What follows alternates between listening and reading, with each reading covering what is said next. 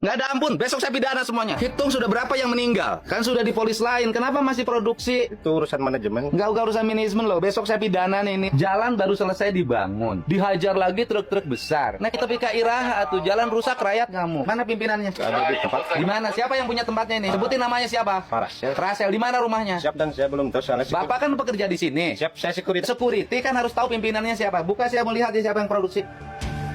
Mana operatornya? Operator produksinya mana? Kalau emang nggak produksi. Barusan mesinnya bunyi. Enggak. Alah jangan bohong, ada Iya, rekaman videonya. Ini siang kalau jalannya. Enggak, barusan mesinnya bunyi kok. Tahu sudah di depan sudah di polis lain. Kenapa masih produksi? Pidana loh. Kan sudah di polis lain. Anda tahu nggak? Saya berapa ratus miliar bangun jalan, baru selesai. Jalannya punya perusahaan ini. Ini kan ilegal. Sudah ilegal, merusak jalan. Nggak ada ampun. Besok saya pidana semuanya. Undang-undang lingkungan hidup yang saya terapkan. Mobil sebesar gini, jalan rusak, gubernur diprotes, digogoreng, dialusan jadi rusak.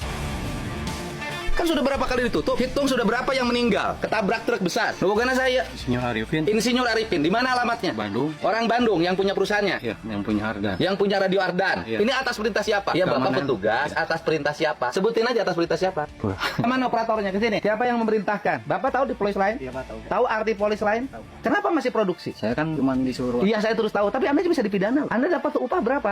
130. Anda dapat upah 130.000. Kerusakan jalan yang terjadi, antrian mobil yang besar ini berapa miliar per hari? Bapak tahu kapasitas jalan yang di sini untuk sumbu berapa? Sumbu 2. Ini sumbu berapa? Sumbu 3. Saya banting tulang. Gimana caranya supaya jalan bagus? Daerah ini tidak boleh ada penambangan agar wisata tumbuh. Mau sadar nggak kalian semua? Siap. Mau nggak Anda digituin? Sudah berapa hari buka? Baru jalan lagi, Pak. Ini. Enggak, kemarin ada. Sok jujur. Dari minggu kemarin, cuman nggak tiap hari jalan. Ucing-ucingan kan? Iya. Di sini nggak ada kepala desa negur di sini. Kurang paham. Nggak ada. Camat di sini nggak ada yang negur. Aparat di sini nggak ada yang negur. Kurang paham. Store-nya sama siapa ini? Yang bayarinnya kemana truk-truk ini? Semua mereka sembunyi. Nah, terus yang bertanggung jawab di sini siapa? Terus kalau besok Anda kita angkut, ini kan barang ilegal. Yang membeli, saya dorong untuk dikategorikan dia adalah penada. Kalau izinnya lagi di. Enggak, ini yang ngeluarin izin, nggak ada izin. Halo, tadi pagi saya minta Pak Sekda menelusuri truk-truk besar yang ke Alat Ciata. Kemudian kan tidak ada laporannya. Akhirnya saya mengikuti sendiri. Sekarang saya menemukan ini masih ngangkut PT Agro tambang ilegal. Ini kan saya harus bersikap pada akhirnya. Ini sikap tegas saya. Tadinya kan saya membangun jembatan Serang Panjang yang saya janjikan kepada warga nilai 6,5 miliar. Tadinya kan timnya mulai jalan. Tetapi karena di sini aparat pemerintahnya sampai pada tingkat desa dan kecamatannya tidak peduli pada lingkungan, pada jalan yang dibangun oleh Pemprov dan digunakan untuk rakyat, maka saya putuskan silahkan dibangun oleh Pemda Subang saja, Pak. Saya tidak akan bangun. Ini sikap saya sebagai gubernur, Pak. Walaupun saya tinggal di Subang, tidak bisa saya terus-terusan mengalokasikan biaya pada semua tempat yang tempat itu tidak punya keinginan untuk menjaga fasilitas. Kita bangun jalan tuh besar, Bapak bisa lihat itu digunakan untuk masyarakat. Tetapi kalau aparaturnya tidak punya sikap untuk menjaga, ya buat apa? Jadi saya mohon maaf, Pak Sekda, anggarkan saja bangun jembatan itu. Terserah warga mau suka saya mau tidak, ini sikap saya.